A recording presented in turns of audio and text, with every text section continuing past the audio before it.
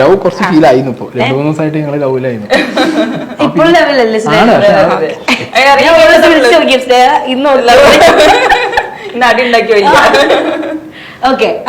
സ്നേഹനോട് എനിക്ക് പറയാനുള്ള കാര്യങ്ങൾ എന്തിനു മുന്നേ പറഞ്ഞിട്ടുണ്ട്, അതെല്ലാം റിപ്പീറ്റ് ചെയ്യുന്നത്.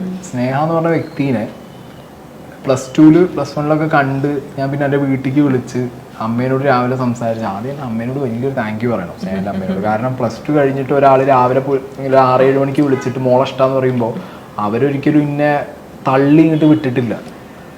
എന്നോട് പറഞ്ഞിട്ടുണ്ടായിരുന്ന സമയത്ത് ഞാൻ എനിക്ക് ചീത്ത പറയാൻ പറ്റില്ല,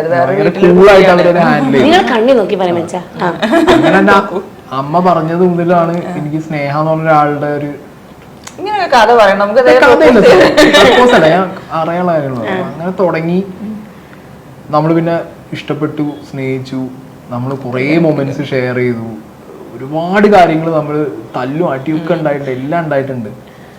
നമ്മുടെ ലൈഫിൽ കഴിഞ്ഞ കുറച്ച് കാലമായിട്ട് മിസ് ചെയ്തിരുന്ന ഭയങ്കര ഫാക്ടർ എന്ന് പറഞ്ഞാൽ ഞാനും ഈയും തമ്മിലുള്ള ഒരു ടൈം തന്നെയാണ് രണ്ടുപേരും. ഞാനാണ് അതിന് ഏറ്റവും വലിയ പ്രശ്നക്കാരൻ. ഞാൻ ടൈം തന്നിട്ടില്ല, ഒരു രീതിയിലും എന്നെ കൺസിഡർ ചെയ്തിട്ടുണ്ടായിരുന്നില്ല. എനിക്ക് എൻ്റെ ഇഷ്ടങ്ങൾ എന്താണെന്ന് ഒരു പിടുത്തവും ഉണ്ടായിരുന്നില്ല.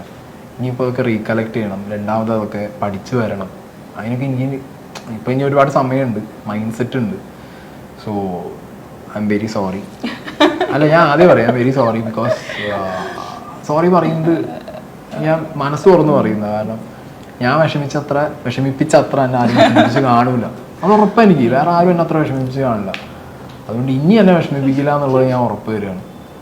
ഞാൻ സീരിയസ് ആയിട്ട് പറയാം, ഇനി ഞാൻ വിഷമിപ്പിക്കില്ല. ഇനി എന്നും നമ്മളുടെ ആ ഒരു വൈബ് അങ്ങനെ തന്നെ പോകും.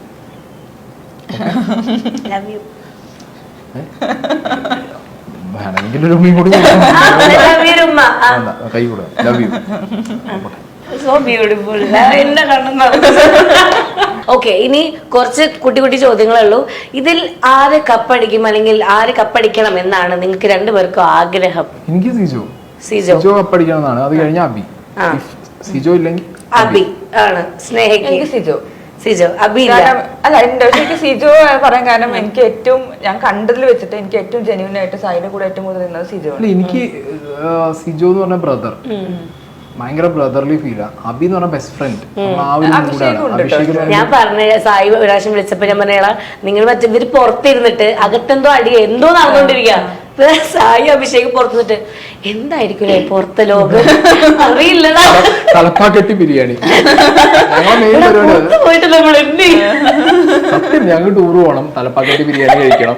ഞങ്ങൾ സംസാരം മൊത്തം അങ്ങനെയാ, ഫുള്ള് സാധനങ്ങൾ. അപ്പോൾ അബി എന്ന് പറയുന്നത് നല്ലൊരു ഫ്രണ്ട്. എനിക്ക് അതിനകത്ത് നിന്ന് കിട്ടിയൊരു ബെസ്റ്റ് ഫ്രണ്ട്. കാരണം പ്രത്യേകിച്ച് ഒരു കാര്യം ആലോചിക്കണം, അബീനെ ഇവിടുന്ന് കയറുന്നതിന് മുമ്പ് അബീനെ കുറിച്ച് കുറേ കാര്യങ്ങൾ അറിയുന്ന ഒരാളാണ് ഞാൻ.